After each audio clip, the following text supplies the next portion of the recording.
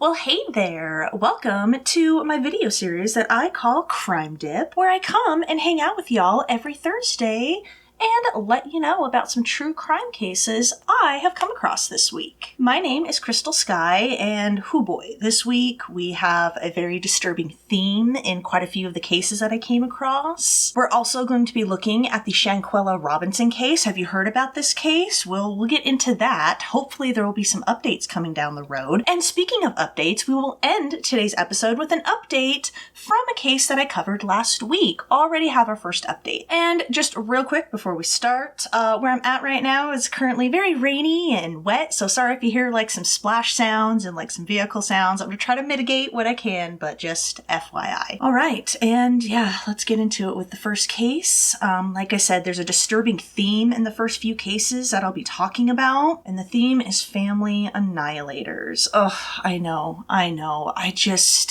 These people, man. These people, such scumbags, right? So Let's get into the first case that I've been reading about. So on Wednesday, January 4th, 2023, around 4 p.m., the bodies of Michael Haight, who was 42, his wife Tasha Haight, who was 40, Tasha's mother, Gail Earl, who was 78, and the Haight's 5 children, 17-year-old Macy, 12-year-old Briley, 7-year-old twins, a boy and a girl, Eamon and Sienna, and a 4-year-old named Gavin, were all found shot to death in their home, which was in the southwestern Utah community of Enoch, Utah, which is a small town with a population of less than 8,000. And it is located on the outskirts of Cedar City, Utah, which is actually one of the fastest growing places in the country right now. A large portion of the Enoch community where the Haight's lived are Mormon. The Haight's were Mormon. I believe I saw it was like something like 78% of the population was Mormon. And the community was very tight-knit, so it was kind of one of those places where everyone knew everyone, right? Now, from what investigators have released as of the recording of this video, looks like Michael murdered his children,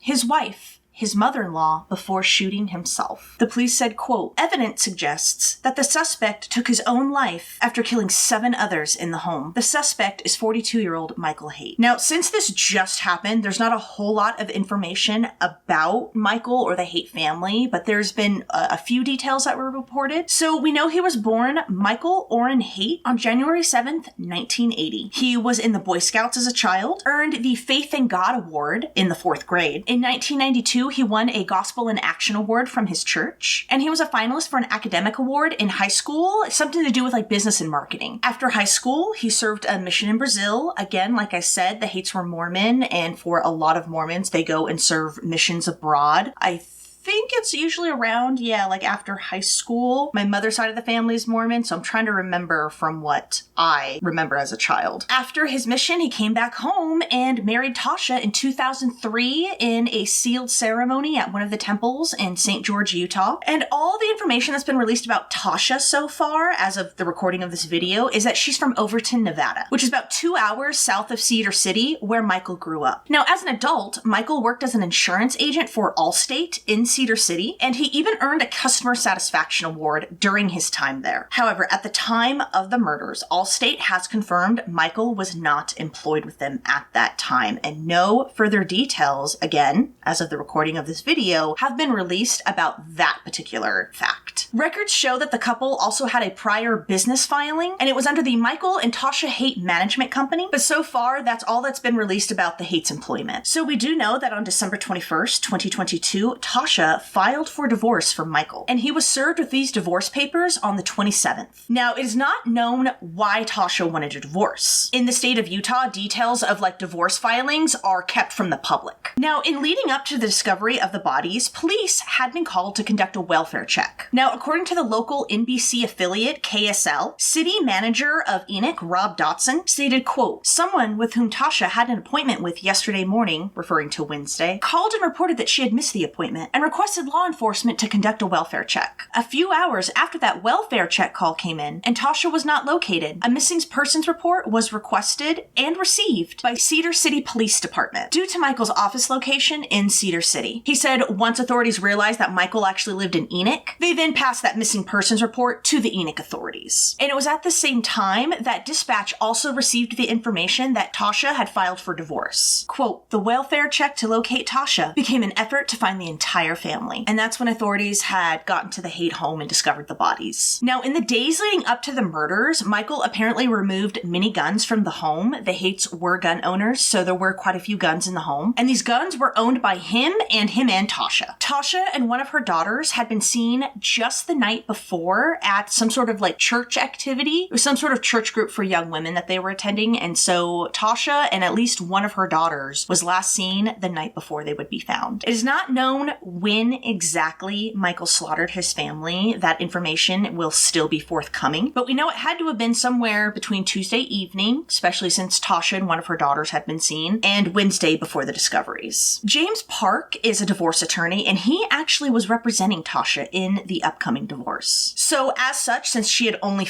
just filed, he hadn't worked with her too much. He had only met with her 3 times. The most recent time was on Tuesday, January 3rd. Quote, I met with her 3 times, this last time being this Tuesday, and answered basic questions. With all the information I had, there was nothing foreseeable that could have prevented whatever was going through her husband's head to lead up to this. He said Tasha never expressed any fears to him about being physically harmed by Michael or that her children would be harmed by him, but he didn't elaborate further, citing, of course, this ongoing breaking investigation. He only said Tasha was, quote, an incredibly nice lady, said that she was a very polite client, and her number one concern above all else was her children. Park was also the one to say that Michael, though still living in the home, was, I guess, living downstairs. Reports were saying it was like the basement, and this was after he had been served with the divorce papers. According to Enoch's mayor, Jeffrey Chestnut, Gail had been, quote, providing support through the difficulties they were encountering. Mayor Chestnut did a press conference on Thursday, January 5th, and you can tell it was a very emotional press conference. I said this earlier, this community is very small and tight-knit, and everyone knew everyone. The mayor knew the Haight's. In fact, he lived next door to them, and the Haight's youngest children and his youngest children played together in the yard. He said, quote, in fact, the Haight's were my neighbors. The youngest children played in my yard with my sons. This is a tremendous blow to many, many families who have spent many, many nights with these individuals who are now gone. Dotson said, quote, we don't know why this happened. No one will probably know what was going through the minds of these individuals. However, we do know that they were our friends. They were our neighbors, and we love them. We all know this family. Many of us have served with them in church, in the community, and gone to school with these individuals. And so this community at this time is hurting. They're feeling loss, they're feeling pain, and they have a lot of questions. The Iron County School District in Cedar City confirmed that all 5 of the Haight children were enrolled in their school district in 4 of their schools, a preschool, an elementary school, a middle school, and a high school. A district official said, quote, quite a few students were absent the following day on Thursday from school because, like I said, dude, this is a tight community, you know? Like, there was a lot of people who knew this family. The school district also announced they were, like, dispatching counselors and therapists and stuff to kind of, like, help students cope and whatnot. Tasha's sister-in-law, Jenny Earl, who is also a member of the Utah State Board of Education, posted a photo of Tasha and the children to her Facebook, and she talked about the, quote, stiff competition it was to be the kids' favorite aunt. Quote, I pray Christ's love will mend our broken hearts and fill us with forgiveness and peace. Now, Jackson Ames, the Enoch City police chief, was also at this press conference that Mayor Chestnut had done. Dotson was also at this press conference. And Ames did say that the police had, quote, been involved in some investigations with the family a couple years prior, but declined to elaborate. Again, of course, it's an ongoing investigation, so of course he wasn't going to elaborate further just yet. All he said was, quote, we were familiar with the family, yes. But he did note that they had not been to the home recently. Police have also not released information on the type of weapon Michael used. Jenny felt that the fact that Michael removed guns from the home, like in the days, like week leading up to the murders, was pretty telling. She said both her sister and her mother were like well-versed in guns, were well-versed in gun safety, knew how to shoot. Like, she made it seem like the family was, you know, very, very gun savvy. And she said her mother and Tasha were also trained in like self-defense. I don't know if like they took classes or something or what exactly she meant by that. Just that they knew how to defend themselves. She said if either Tasha or Gail had had access to like a gun at that time, they would have definitely used it. Quote, they would have because they had the skills to do it. Dotson said local law enforcement had not been involved in removing weapons or guns from the home, saying local law enforcement had no like involvement with that. He said police, quote, never had had reason and has never had to remove firearms. Richard Jensen, who was a city councilor, was saying that those who knew the family, what was the most shocking thing was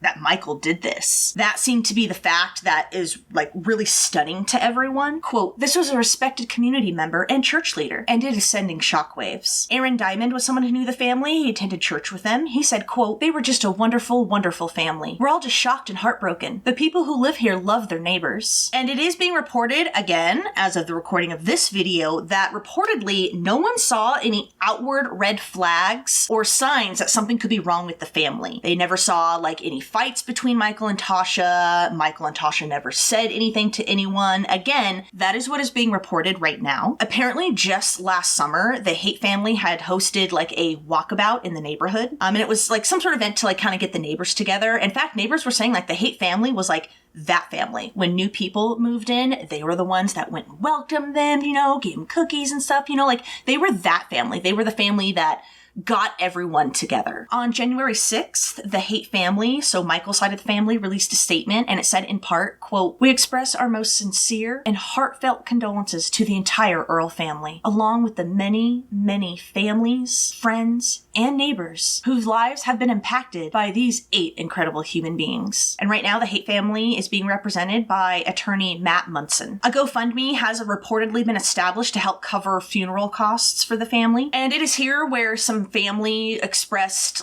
some thoughts and memories they had of the family, and I wanted to read a few, especially about the kids. So one comment on the GoFundMe said, quote, "Macy was so good at helping the children and playing with them. She was a kind soul who tried to be inclusive of others. She was set to graduate from high school with her associate's degree at the end of the school year. Briley was so tender-hearted and was always thinking of others. She loved music and was always singing, humming, and playing her many memorized music pieces on the piano or cello. Really loved to read and was able to strike up a conversation with everyone. Sienna was vibrant and vivacious in all things. She loved her friends and loved school. Eamon was obsessed with anything trains from a young age. He loved to see how things worked and was always interested in learning. Gavin was his mama's heart. He always gave the best hugs. He loved to be right in the middle of whatever was going on. He was always good for a laugh. Tasha was an exceptional mother whose only purpose was to help her children grow up to be the best examples of the Savior. She would drop anything for her children. I don't remember Tasha ever raising her voice to her children. She was always soft-spoken with them. If they were making choices that she needed to have them change, she would teach them the value and the importance of said value and ask them to make a better choice. At family dinner, Tasha always made the best desserts. Gluten-free, of course. Family dinners will not happen anymore because Tasha and Mom are not here. Gail Earl always looked for opportunities to help others in their time of need. She could bring comfort to those who were around her. She passed that skill on to her daughter, Tasha, who exemplified love and care for all who came in contact with her. She exemplified those qualities to her children. And that is what we know, again, as of the recording of this video. This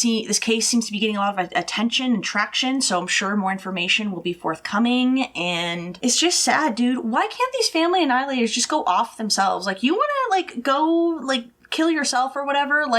Honestly, don't do that, but, whatever, right? Why do you have to bring everyone else down with you? It's just so heartbreaking. Those poor children. I can't even imagine what they must have been feeling, thinking,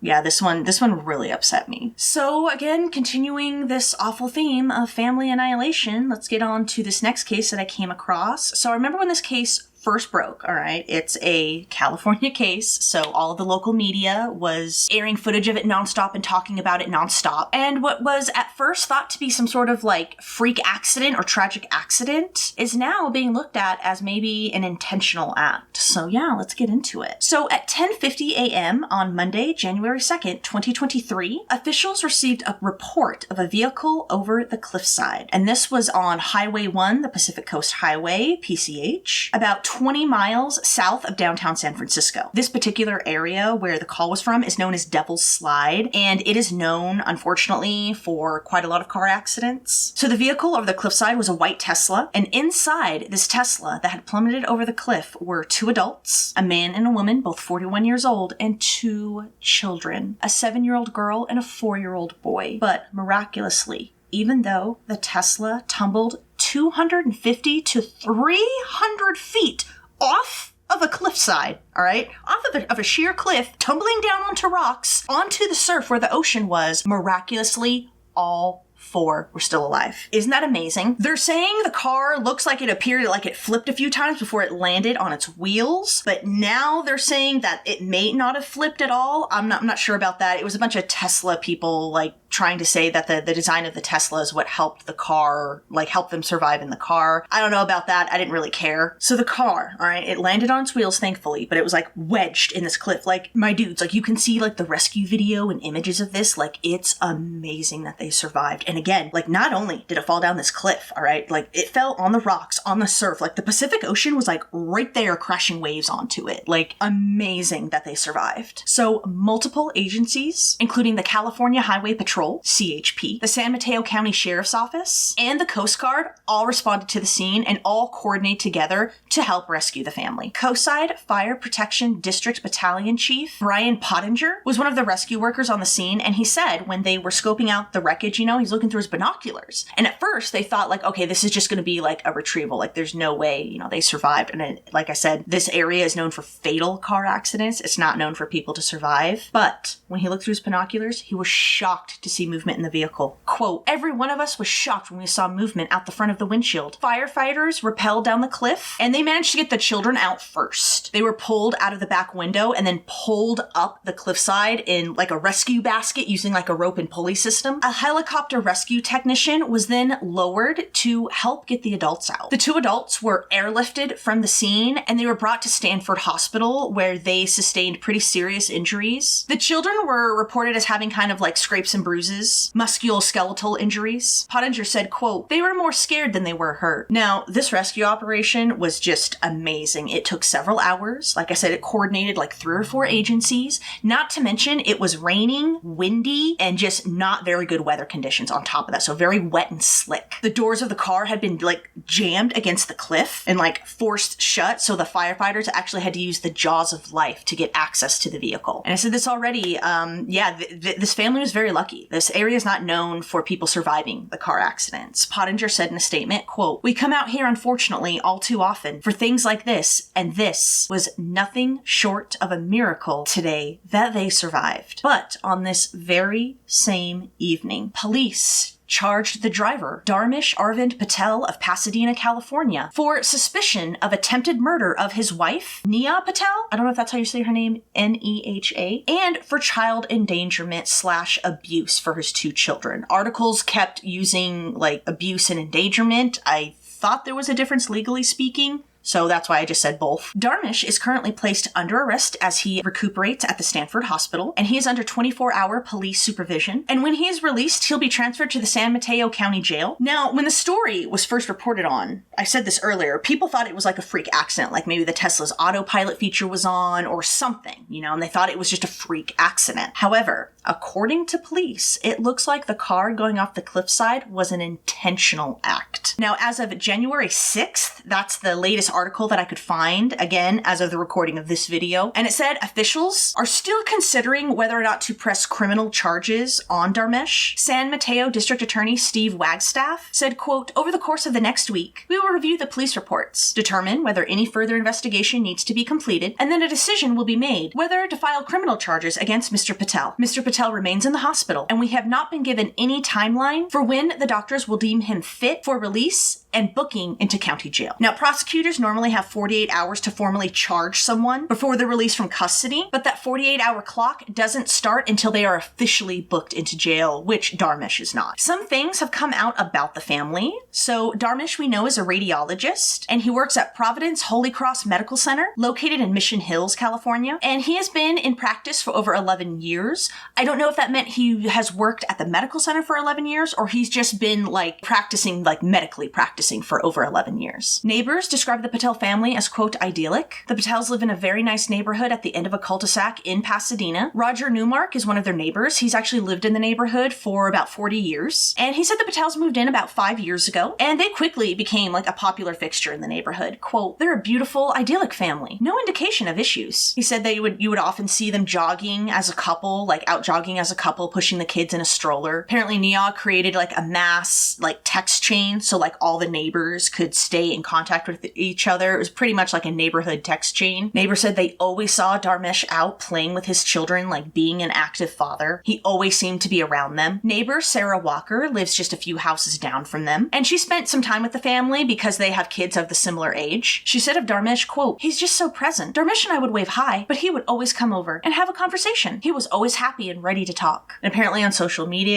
there's just, as per usual nowadays, there's just lots of photos just plastering the family on trips, having a good time. Nia posted hundreds of photos of their family, always made posts, about her family. She had a nickname for her husband, Dharmi. And they just really seemed, we hear this all the time in these cases, right? They seem like any other happy family. On Christmas Eve, December 24th, 2022, before leaving town for the holidays, ring cam footage actually shows Dharmesh delivering a plant to a next door neighbor. He delivered a poinsettia plant and dropped off a Christmas card. And on the camera, you can hear him speak, and he's just very friendly to, the neighbors weren't there. I think it was one of their family members was house sitting for them. And apparently on this ring cam footage, Dharmesh is like, "Oh, hey, I'm Dharmesh. Yeah, I live over there. You can see there are 2 Teslas in the driveway." He's like, "Oh, I'm just going to drop this off," and just everything seems normal, nothing seems amiss. Now, since this case is active and ongoing, Highway Patrol has only said, quote, "This remains an ongoing investigation, and no further information is being released at this time. Police have not released a motive, evidence, or their reasoning for charging Dharmesh, only stating that investigators with CHP, quote, developed probable cause to believe this incident was an intentional act." Roger, the neighbor, said, quote, "It's so strange because he is a great guy. Maybe it was a moment of insanity. Really, I can't believe it. No one can believe it. They felt like newlyweds. The way they interact and look at each other, it just felt like they should be together." Police have never responded to any domestic violence incidents at the home, but interestingly enough, they have been called to the home at least 9 times since 2017. These were primarily responses to burglary alarms or suspicious persons being reported. All of the incidents were labeled either false alarms, unfounded, or canceled, and this was according to the Pasadena Police Department records that they shared with the LA Times. And the suspicious persons incidents were marked off as gone on arrival. And as of the recording of this video, that is all the information thus far. And that's really what gets me with this case is the way that the neighbors described how Dharmesh and his wife interacted with each other. They were,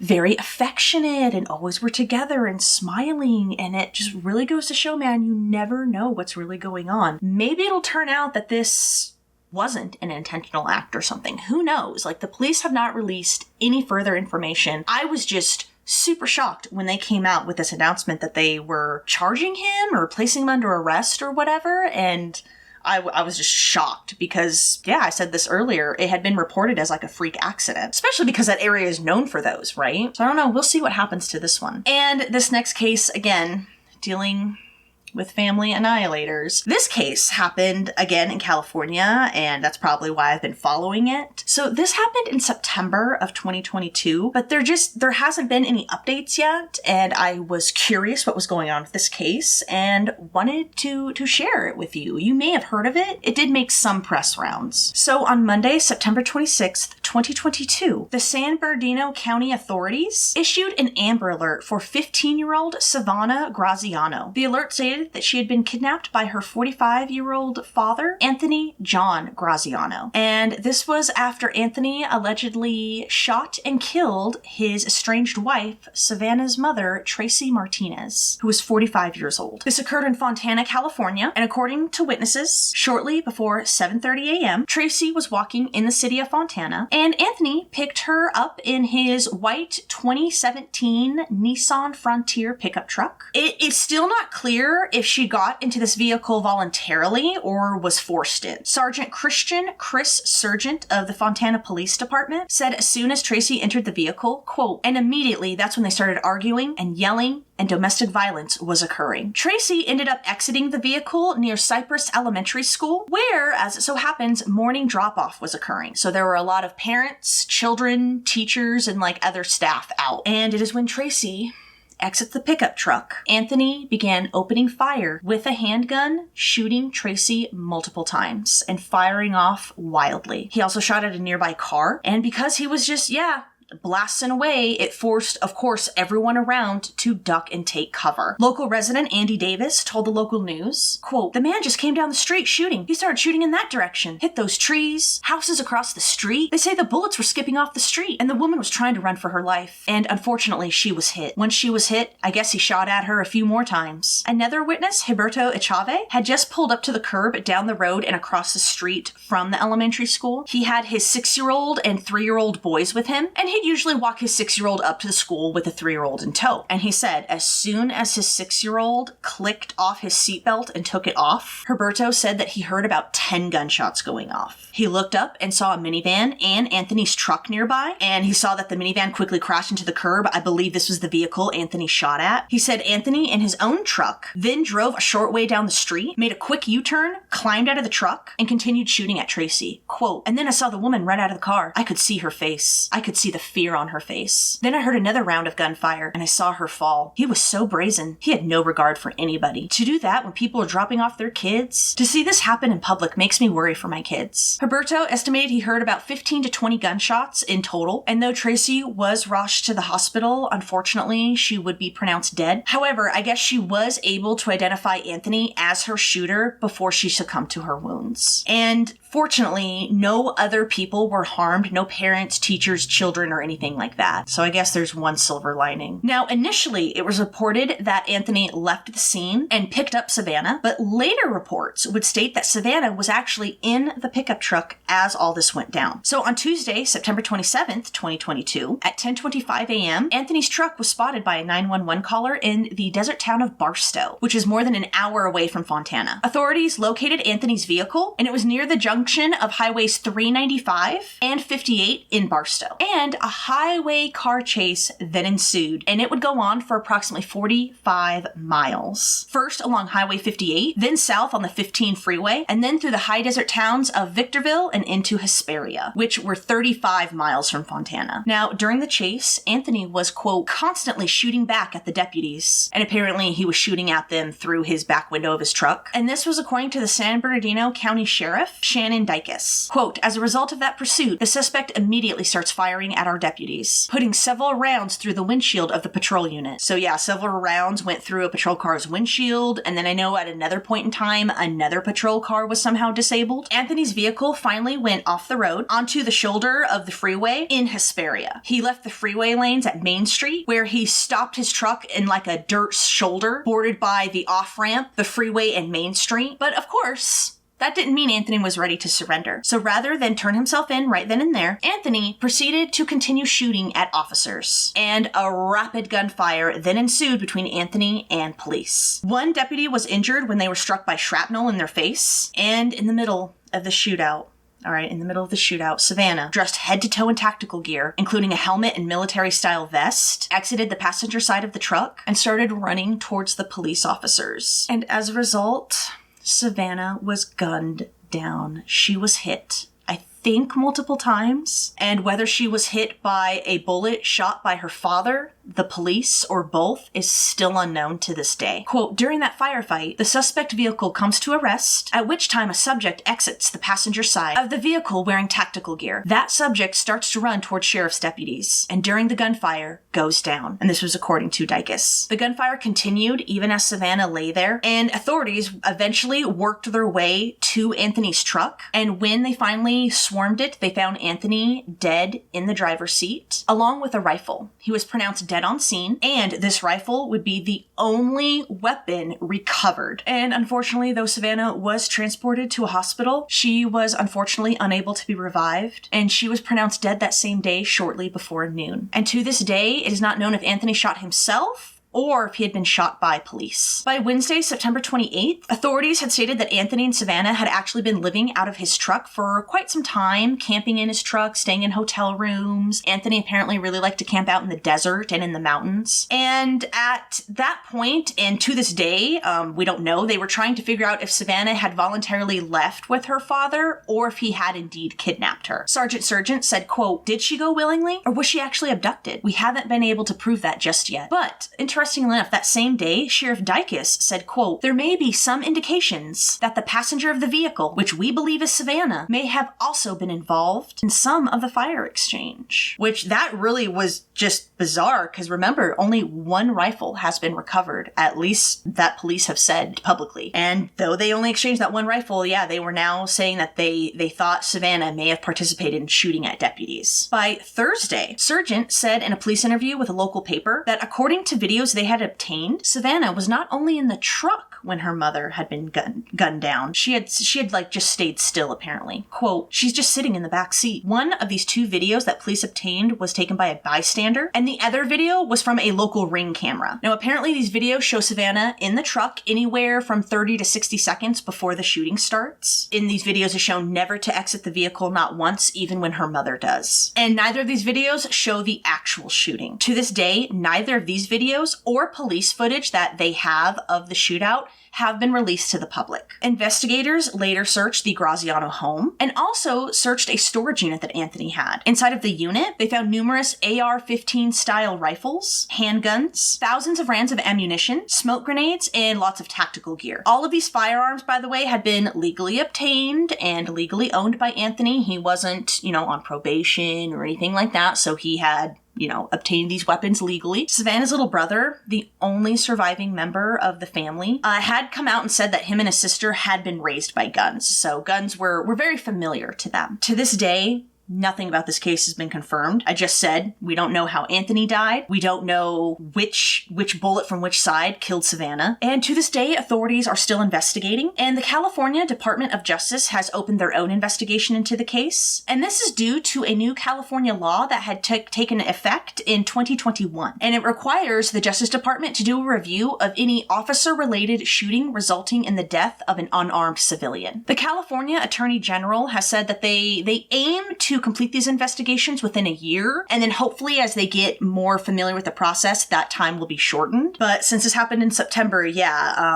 it's now January of 2023 and nothing else has been released. I'm assuming because they're still investigating, and hopefully we will get some more information that will come out this year. Relatives did tell authorities that Anthony and Tracy were in the middle of a divorce, and Anthony had recently moved out of the home. And interestingly enough, Savannah had left with her father while her younger brother had stayed with their mother. And this was about 1 to 2 months before the incident. And Savannah was also homeschooled, so I'm going to assume she continued her education after she left with her father and was living in the truck with him. Kelly Lane is a neighbor who knew the family and just kind of described, it's just sad. Described Savannah as like a daddy's girl, that they were good kids. He did say that it was apparent that they were going through some rough times and that the divorce was having a toll on Anthony, but that was about it. And there had never been any domestic violence calls to the home. Anthony and Tracy were not, known to child services or authorities or anything like that. So this one has a lot of questions left. Again, just what a sack of shit, dude. I don't understand how you can have so little care for the woman who carried your children and gave birth to them, and then to do that in front of one of their children. I don't know, man. I'm definitely going to keep an eye on this case. I was curious to know if there had been any updates when I was doing my research to do this case for this episode. And I was kind of stunned that nothing else has been released thus far. And finally, let's get into the big one. Shanquella Robinson. Have y'all heard about this case? This case, people are trash, dude. They're such trash. So, Shanquella Robinson was from Charlotte, North Carolina, and her parents were Salamandra and Bernard Robinson. She loved gymnastics, and her father described her as, quote, a growing, sweethearted person. Loved people, loved her friends, loved to have fun, just a smart, intelligent person. She graduated from West Charlotte High School, and in 2019, she graduated Winston-Salem State University, but I'm not sure what her degree was in. She was a children's hair braider, even running her own business called Exquisite Kids, and she also operated her own boutique called Exquisite Boutique. Her friends describe her as someone who just went above and beyond for those that she loved. Her friend, China Duncan, said, quote, she was just always there for me, all the time, no matter what. It didn't matter what time, what place, where you are. Another friend, Ariana Ward, said, quote, she was a genuine person. She had a heart of gold, no ill bone in her body. And on Friday, October 28th, 2022, 25-year-old Shanquella went to the resort town of San Jose del Cabo, Mexico. And she went with 6 of her friends, 4 women and 2 men. These were friends that she had met at university. They were going for a week-long vacation to stay in a really nice villa there. And Shanquella spoke to her mother that morning. Quote, when I spoke to her, she seemed to be pretty happy. She was laughing. She seemed very happy on that trip. I said, okay, enjoy yourself. Love you. I will talk to you tomorrow. The next day, October 29th, Shanquella would be dead. So the 6 friends she traveled to Mexico with have been dubbed the Cabo 6. So that's what I'll be referring to them. So the 6 friends, the Cabo 6, the next day, all right, Shanquella's dead. They called Salamandra and told her that her daughter had passed. And they told her that Shanquella had died from alcohol poisoning. The Cabo 6 were allowed to leave the country of Mexico and they came back home to the States. Now, when they got back, they initially told Salamandra and Bernard like different stories. Like the common theme seemed to be alcohol poisoning, but the details in all of their stories were different. They also told her parents that her body had been found by a maid. So alcohol poisoning and body being found by the maid seems to be like the 2 constant themes in all of their stories. Salamandra said, quote, we never believed what they was telling us because each one that came back was telling a different story. In an interview with CNN, she said that I guess they had already been informed that there had been some kind of altercation before the Cabo 6 told their different stories to her once they were home. Apparently there was some anonymous caller that had called them and let them know like, hey, there had been a fight. And Salamandra said in this interview they had no idea who this person was. And then when the autopsy came back on November 10th from Mexican officials, it showed Shanquella's cause of death was actually, quote, severe spinal cord injury and atlas luxation. Atlas luxation is an instability or excessive movement in the uppermost neck vertebrae, a ring-shaped bone that supports the neck. The report also said that she suffered from cardiac arrest and had no mention of alcohol poisoning. It also classified her death as, quote, accidental or violent, stated that she had been found unconscious in the living room of the villa, and listed her death as occurring within 15 minutes of her spinal cord injury. And on November 12th, Shanquella's friends and family were able to kind of view her body. I think they were like preparing it for, like the funeral. And they said that when they viewed her body, she had like obvious like bruising, like there were obvious external injuries. And then an excerpt from a police report was then leaked. In this report, it stated that a local doctor from the local hospital in the area was with Shanquella and the Cabo 6 anywhere from 3 to 4 hours before her death in the villa. So this police report had been provided to a local paper, the Charlotte Observer, and it was provided to them by an investigative reporter, Gerardo Zuniga, and he works in Los Cabos for a publication there, and he was the one that gave the Observer this police report. And then the Observer then had their staff translate the document, because of course it was in Spanish, so they translated it to English and then printed it. So according to this information, at 2:13 p.m. on October 29th, other reports indicated that it was 2:23 p.m., but regardless, a little after 2 p.m., medical help was summoned to Villa Linda 32, the villa that Shanquella and the Cabo 6 were staying at. Around an hour later, at 3:15 p.m., Dr. Carolina Beatriz Ornelas Gutierrez of the American Medical Center, the local hospital, arrived to the villa to treat Shanquella. Apparently, house calls to vacation rentals for like non-medical, non-emergency things is pretty common in these like touristy areas. Probably because they had a lot of people drinking a lot, I'm guessing. Now, no one knows who exactly called for this help, but the reporting person was listed as Winter Donovan of Greensboro, North Carolina, who is one of the members of the Cabo 6. And I don't know if her name is pronounced Winter or Wenter. It's W-E-N-T-E-R, so I wasn't sure. So according to this report, Dr. Gutierrez was told when she first arrived that Shanquella had, quote, drunk a lot of alcohol, and that the doctor had been called so that Shanquella could get an IV treatment. The report states Dr. Gutierrez found a, quote, female with stable vital signs, but dehydrated. She was unable to verbally communicate and appeared to be visibly intoxicated. Dr. Gutierrez reportedly told the Cabo 6, like,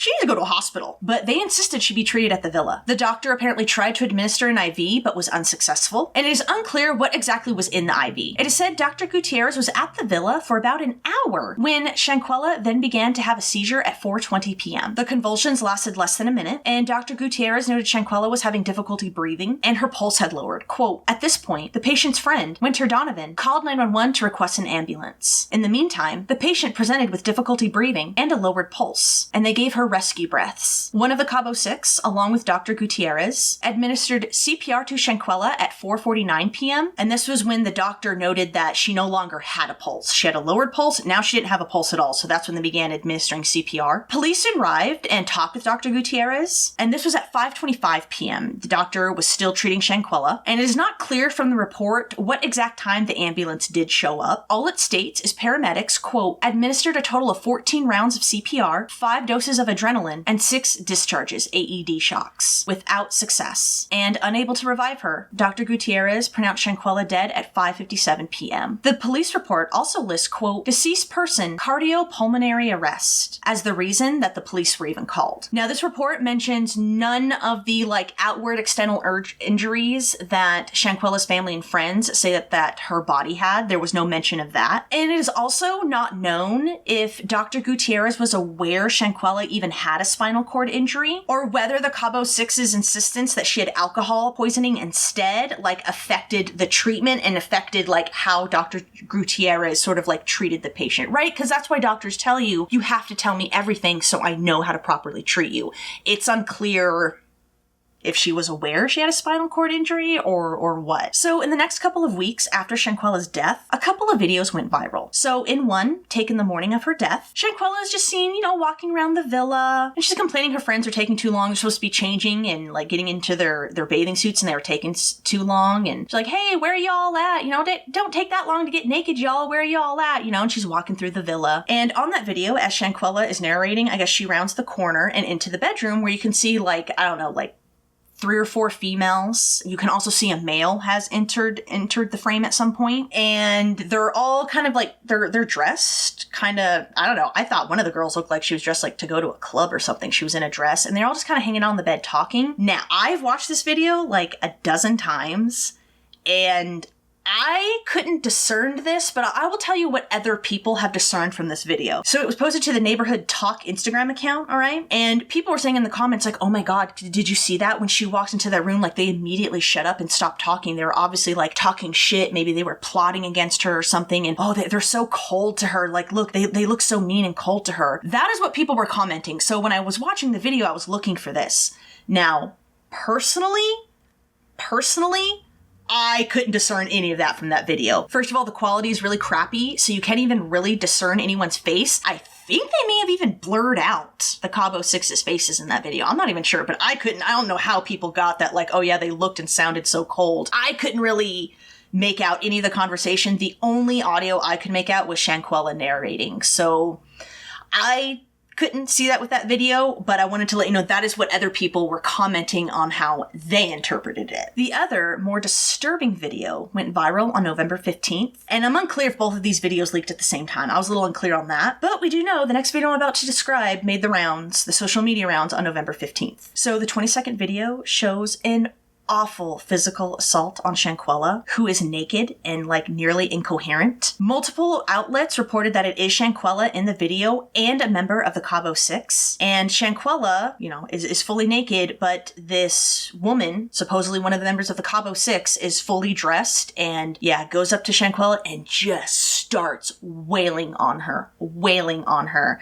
And Shanquella, you can tell, is already not really all that coherent, and she just starts wailing on her. It's a nasty video. It's gross, and even when Shanquella is down on the ground, she continues hitting Shanquella up against the head, too. Even more disturbing is a man who, someone's recording this video. That's how we got it. So there's a man, a trash man, recording this video, and he can be heard taunting Shanquella, quote, "Quella, can you at least fight back?" And then some other bitch can be heard on the video going, "Pfft, no." Then the male voice goes, quote, "At least something. At least fight back, something." And it seems from this, they're probably all of the Cabo Six are in that room, but there are definitely more people in that room other than Shanquella, the trashy bitch wailing on her, and the trash man recording this. There are other people in that room, and they're just, that bitch, no. You should, like, dude, I want to pound this bitch's face in the way she...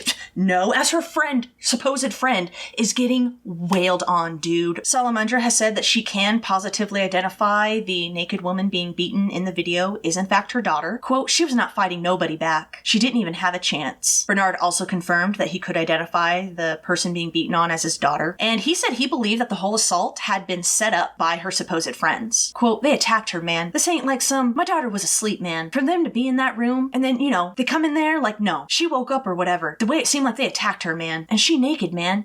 For a father to see that video, man, because my daughter's not a fighter, man. She's not a fighter. Not at all. Like, he was very disturbed by this video, as I think anyone would be, especially a parent. Now, the lack of seemingly anything being done by the authorities caused Shanquella's family to then bring her case to social media and spread awareness about her case. Her sister, Quilla Long, said in a statement on the family's GoFundMe page that the family was going to investigate Shanquella's death and they were raising funds to help cover the costs of that. Quote, the United States State Department released a statement claiming no clear evidence of foul play, yet there's a video circulating of a woman violently attacking Shanquella. This statement is unacceptable and we are beyond devastated. We continue to fight for the truth. And thanks to them, along with Black activists and other social activists, Shanquella's death soon went viral with the hashtag Justice for Shanquella going viral. Salamandra said, quote, I appreciate the ones working so hard to get justice done. We're not done yet, but we're going to get there. And as of an article dated January 2nd from The Independent, it reported that the Robinson GoFundMe page had gone like over $350,000. So they are raising a lot of money to,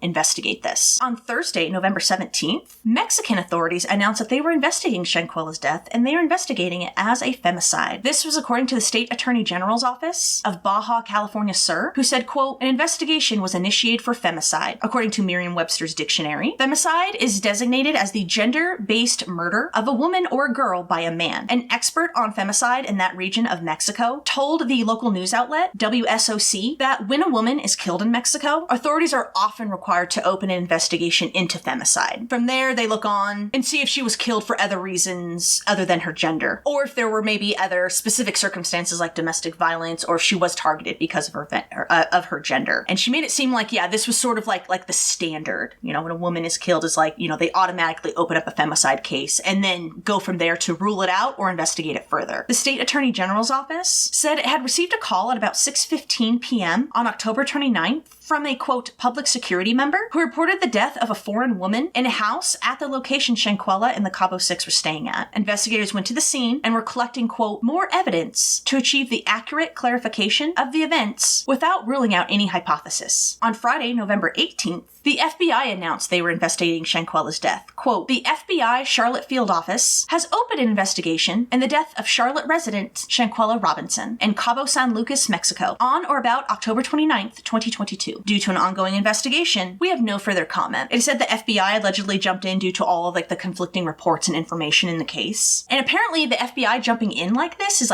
rare. The former assistant director of the FBI, Chris Swecker, said, quote, this is necessary because Mexican authorities don't seem to be capable of investigating this fully without the help of the FBI. He said the FBI was invoking extraterritorial jurisdiction, which is a rare step that requires the approval of the Department of Justice. And it is taken when there is a reasonable belief that a crime has been committed, and supposedly this also increases the likelihood of the case being solved. Quote, it makes it infinitely more likely that the case will be resolved. Shanquella's family laid her to rest on November 19th, and loved ones wore pink in her honor, which was her favorite color. Then, on November 23rd, Mexican authorities stated that they had filed charges. And they had filed charges against a U.S. woman, and it was on suspicion of killing another American, seen being beaten in a viral video. Prosecutors in the state of Baja California Sur did not name the suspect in the release. To this day, this suspect's name has not been released, but said that they have approached Mexican federal prosecutors and diplomats to try and get this woman extradited and face charges in Mexico. They said Shanquella's death resulted from, quote, a direct attack, not an accident, and involved a female friend of the victim. Local prosecutor Antonio Lopez Rodriguez said Shanquella's case was being treated as a potential homicide and an arrest warrant had been issued for a suspect. State prosecutor Daniel De La Rosa Anya also said Shanquella's death did not result from a, quote, quarrel, but from a, quote, direct aggression that this person made, that the suspect was an American, a, quote, friend of Shanquella, and quote, there's already an arrest warrant issued for the crime of femicide. We are already carrying out all the relevant procedures, both the Interpol file and the extradition request. Salamandra said that she does not know the identity of the suspect. Quote, I haven't heard anything. I was last told they have not located them yet, the suspect that they're looking for. Mexican authorities have stated that Shanquella's death occurred in San Jose del Cabo, but the FBI was saying that it occurred near Cabo San Lucas. So not sure what's going on with that. Hopefully we will get some more information released quite soon. This was back in November that they announced this, and there have been no updates yet. So, I mean, I would imagine that once they have the suspect that they would announce that, right? I don't know. No one from media has been able to get an interview with any of the Cabo Six. None of their identities, other than that Winter Donovan, have been identified, which was really surprising to me, like in this day and age. Salamandra has said one of the Cabo Six was apparently, supposedly, a close friend of Shanquella. They had been friends for 5 years, one of her closest friends, and this person even spent time with the Robinson family on their vacations. This person hasn't been seen since the autopsy results emerged. And Salamandra has also accused the Cabo Six of stealing $10,000 from Shanquella. Bernard has said, quote, you took my only jewel from me. You put a big hole in my heart. The only thing I can do is fight for her. I cannot let her die in vain. And man, people are trash, dude. They're such trash. Like, I don't care what she did. I don't care. Stop being friends with her. You're gonna sit there and beat on her? Like, how old are you? I don't know. I think all of her so-called friends, the Cabo Six, are trash. Every single one of them is a garbage human being. Look, man, I get being scared. I get maybe something happened and I get being scared. I even get lawyering up first before going to authorities or whatever. But like, yeah, I don't know. Just to sit there and then lie to her parents' face and stuff. I don't know. They're garbage, complete trash. I am hoping that with the FBI's involvement, it will get solved. I know people have been pressing them for answers, but, you know, let's remember this is America. We know how cases of, you know, Black women are treated in this country. So I think it's good that people are still pressuring them and just like, hey, you know, it's been late November. We haven't had any updates. What's going on? I think that's very important to keep that pressure on and make them realize like, oh, people are paying attention to this. We need to solve this. And hopefully we'll be able to come back with an update. I'm definitely going to be keeping an eye on this one. Like, poor Shanquella. Like, that's awful, dude. And finally, to end this episode, it's kind of a longer one, but I really got into some of these cases. We have an update for a case that I talked about last week. The case of Trina Newman-Townsend, where she was a foster mother and grandmother activist, and she was dropping gifts off at a shelter, and when she stepped off the curb to go into a car, some a-hole running a red light at 40 miles an hour ran her over and killed her and didn't stop. Well, we have an arrest. So on Wednesday, January 4th, 2023, the LAPD arrested 55-year-old Carlos Mayor on suspicion of vehicular manslaughter at his home. Good Lord, I can barely talk. And apparently this a-hole lives very near the crash site. The specifics of how he was arrested or like what led to them arresting him haven't been disclosed yet. The LAPD only said that it was thanks to, quote, community help and evidence collected at the scene that they were able to apprehend him. At a press conference, LAPD detective Ryan Moreno said though he couldn't get into like specifics about Carlos's like questioning, interrogation or whatever, he did say that Carlos was very scared and very panicked, and that's why he hadn't come forward. As of the recording of this video, it looks like Carlos is released. He was released on a $50,000 bond the same day he was arrested, and he is currently due back in court as of the recording of this video on January 25th. Trina's daughter, Kelly Harvey, said of her mother, quote, she had a heart. That lady, she loved unconditionally. And she was very hurt and angry that Carlos had to go and be arrested, that police had to track him down, that he did not voluntarily turn himself in. Quote, for a week and a half, you lived your life. And for you to live close by, to see my mother's face on a wall, to see candles, to see us out there, you did not care. But Trina's husband, Curtis A. Townsend Sr., man, I couldn't be this person. He said, quote, Carlos, I forgive you. You panicked. Things happen. Oh, and I'm definitely going to keep an eye on this. Maybe Carlos will plead out or something. I don't know if anything further will happen with this, but I am glad that they found him. And look, I don't care that he was scared. Go get a lawyer and then go and turn yourself in, you know?